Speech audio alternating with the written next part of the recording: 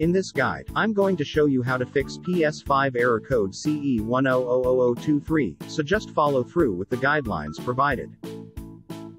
By pressing the power button located on the front panel, turn off your PS5. Press and hold the power button of your PS5 until you hear the second beep. Usually this takes somewhat around 7 seconds or a little less.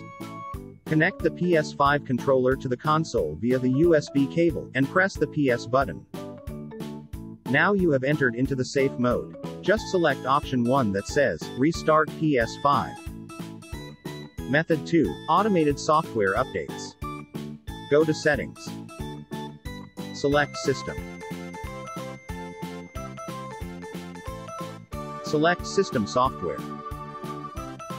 Select System Software Updating and Settings.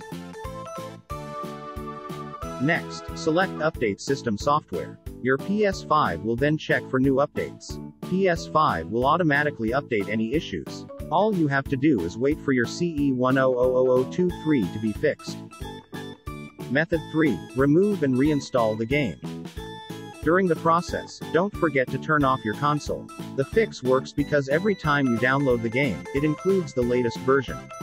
It can take up to several hours depending upon the size of the game. For fast downloads, make sure you have a reliable internet connection.